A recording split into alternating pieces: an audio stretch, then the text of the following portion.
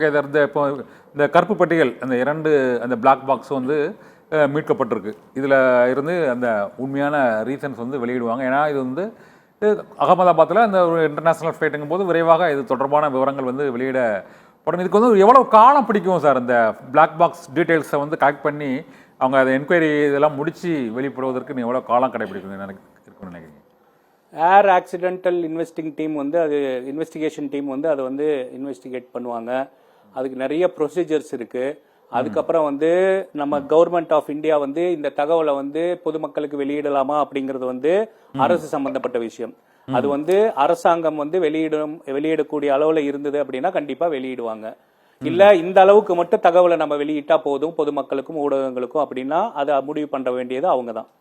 So அத வந்து நம்ம வந்து ஒண்ணுமே இறுதிட்டெல்லாம் குறிப்பிட்ட காலக்கணக்கு வெளியிடுவாங்க. இன்னும் கூட நிறைய முன்னாடி நடந்த விபத்துகளுக்கு இன்னும் கூட வந்து பிளாக் பாக்ஸ் எல்லாம் கிடைச்சு கூட இன்னும் அதுக்கான இதெல்லாம் தகவல் எல்லாம் வெளியிடாம இருக்கக்கூடிய சம்பவங்கள் எல்லாம் இருக்கு. அதனால இதற்கான இதை வந்து ministry of aviation, government of India இவங்க எல்லாம் தான் முடிவு பண்ணுவாங்க. ஓகே. இந்த விமான விபத்துக்கள் தொடர்ந்து ஒரு குறிப்பிட்ட கால இடைவெளியில் இந்த மலைப்பகுதிகளில் நடக்குது. இல்லாட்டா அந்த கடல் பகுதிகளில் அது மேல் பறக்கும்போது இந்த தரையிறங்கும் போது அந்த குறைபாடுகள் ஏற்பட்டுறது. இதில் இந்த விமான தொழில்நுட்பத்தில் அந்த பயணிகள் வந்து ஒட்டுமொத்தமாக அந்த உயிரிழப்புங்கிறது வந்து பொதுவாக எல்லா விமான விபத்துலேயும் வந்து அந்த விமான விபத்தோட அந்த எண்ணில் வந்து ஒரு சோகமான முடிவாக இருக்குது. இதில் இந்த உயிர் பிழைப்பதற்கான வாய்ப்புகளை அதிகரிப்பதற்கான தொழில்நுட்பங்கள்ல இன்னும் அந்த லேகிங் இருக்குதா நீங்கள் நினைக்கிறீங்களா சார்? அதுதான் ஆக்சுவலி வந்து நீர் பரப்பில் ஒரு வேளை விழுந்திருந்தது அப்படின்னா அந்த நீரே வந்து தீயை வந்து அணைச்சிருக்கும். அதுல மேபி நீச்சல் தெரியாத யாராவது இறந்திருக்கிறதுக்கான அந்த மாதிரி தான் பார்க்கலாம். இப்போ நமக்கு முழுக்க தீக்காயங்கள்ல வந்து முழுக்க அதுல எரிஞ்சு இறந்தவங்க தான் அதிகம். ஏன்னா வந்து ஏவியேஷன் டர்பைன் ஃபியூல் அப்படிங்கிறது வந்து நம்ம பெட்ரோலை விட எளிதில் தீப்பிடிக்கக்கூடிய ஒரு எரிபொருள். அதுதான் விமானத்துல வந்து நிரப்புறாங்க. இப்ப வந்து நமக்கு லண்டன் போகிற ஒரு விமானம் அப்படிங்கும் போது ஏறக்குறைய பாத்தீங்க அப்படின்னா 1,00,000 லிட்டருக்கு குறைவா அவங்க கண்டிப்பா அந்த அளவுக்கு வந்து எரிபொருளை வந்து நிரப்பியிருப்பாங்க, ஏடிஎஃப் வந்து நிரப்பியிருப்பாங்க. இப்ப ஒரு கிராஷ் ஆகுது, தீப்பிடிக்குது அப்படின்னா ஒரு 80,000 லிட்டர் 1,00,000 லிட்டர் வந்து ஒரே அடியா வந்து பெட்ரோல் வந்து தீப்பிடிச்சு எரியுது அப்படிங்கும் போது அதோட இது வந்து எவ்வளவு தூரம் இருக்குன்னு பாத்துக்கோங்க.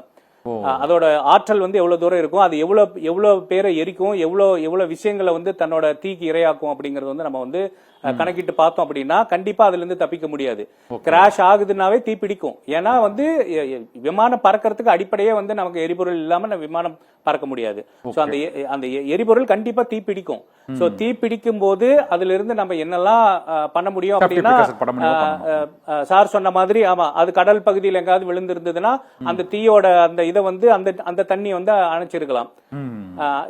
இல்ல வந்து ஒரு சமவெளி பகுதிகளில் இருந்திருந்ததுன்னா இந்த மாதிரி இப்போ ஹாஸ்டல் அந்த மாணவர்கள் எல்லாம் உயிர் வந்து தப்பி இருக்கலாம். சோ இந்த மாதிரி தான் வந்து நம்ம பார்க்க முடியுமா ஒழிஞ்சு விமான விபத்து நடந்ததுனாவே கண்டிப்பா தீப்பிடிக்கும் சார். அது வந்து மிட் ஏர்ல வந்து 2 விமானங்கள் மோதிக்கிட்டாலும் சரி, இல்ல லேண்டிங்ல வந்து அது கிராஷ் ஆனாலும் சரி, இல்ல இந்த மாதிரி டேக் ஆஃப் ஆகும்போது கிராஷ் ஆனாலும் சரி, எப்படியா இருந்தாலும் கண்டிப்பா தீப்பிடிக்கும். Okay sir. நிறைவா ஒரு கேள்வி செல்வராமன் சார், நெடுமாறன் சார், 2 பேருமே இது ஒரு மிக முக்கியமான ஒரு சந்தேகத்துக்கு சுருக்கமாக விடையளிச்சிருங்க.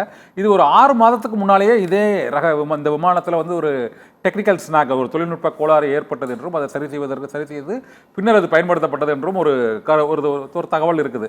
இது அது போன்ற ஒரு தொழில்நுட்ப கோளாறு ஏற்பட்டு சரி செய்து அது மீண்டும் இது போன்ற குறுகிய காலத்தில் அதை நீண்ட தூரத்துக்கு அதை இயக்குவாங்களா சார்? இந்த ஃபர்ஸ்ட் செல்வராமன் நீங்கள் சொல்லுங்க, அடுத்த நெடுமாறன் சார் சொல்லுங்க சார். சார் கண்டிப்பா வந்து ஒரு விமானம் வந்து 100% சர்வீசபிளா இருந்தாதான் பிளைங்கே வந்து அனுமதிப்பாங்க. சோ அது நிறைய விஷயங்கள் டெக்னிக்கல் ஸ்னாக் வரத்தான் செய்யும். கீழே நாங்க கிரவுண்ட் லெவல்லயே அதை வந்து அந்த டெக்னிக்கல் ஸ்னாக் எல்லாம் நம்ம வந்து அதை வந்து ரெக்டிஃபை பண்றதுக்கான விஷயங்கள் பண்ணுவோம். இதெல்லாம் பண்ணினதுக்கு அப்புறம் அதை துறை சார்ந்த பொறியியல் வல்லுநர்கள் வந்து அதுக்கெல்லாம் பறக்கிறதுக்கு தகுதின்னு சொன்னதுக்கு அப்புறம் தான் பறக்க. ஏற்கனவே ஒரு பிளைட் வந்து ஒரு டெக்னிக்கல் ஸ்னாக்ல கோளாறுல இருந்திருக்குது. அப்ப ஒரு டெக்னிக்கல் ஸ்னாக் வந்த அந்த பிளைட் வந்து பறக்கவே கூடாது. அதுக்கப்புறம் அந்த பிளைட்டை வச்சுட்டு நம்ம என்ன பண்ண முடியும்? அது சரி பண்ணி பறக்கத்தான் செய்வாங்க. அது முழுக்க சர்வீசபிள், அது பறக்கக்கூடிய திறன் வாய்ந்தது, எல்லா டெக்னிக்கல் ஆஸ்பெக்ட்லயும் வந்து அது வந்து கரெக்டா இருக்குது அப்படிங்கிற பட்சத்துல தான் அதை வந்து பறக்கிறதுக்கே அனுமதிப்பாங்க. Okay sir. Nedumaran sir. Sir சொல்லுங்க சார் அந்த சார் சொன்னது கரெக்ட் தாங்க. அந்த தொழில்நுட்ப 100% சர்வீசபிலிட்டி இல்லாம ஏர்கிராஃப்ட் டேக் ஆஃப் ஆகிறதுக்கு சர்டிஃபை பண்ண மாட்டாங்க. Okay sir, okay sir. கண்டிப்பா அது அதாவது சொல்லுங்க சார். ப்ரீவியஸ் ஃபால்ட் வந்து ஸ்னாக் வந்து ஃபுல்லி ரெக்டிஃபை ஆயிட்டு இருக்கும். ரெக்டிஃபை பண்ணிட்டு டெஸ்ட் ரன் எல்லாம் கொடுப்பாங்க. சரி, அந்த டெஸ்ட் எல்லாம் பாஸ் பண்ணிருக்கோம் கண்டிப்பா. அதுக்கப்புறம் தான் சர்டிபிகேஷன் கொடுப்பாங்க. Okay sir.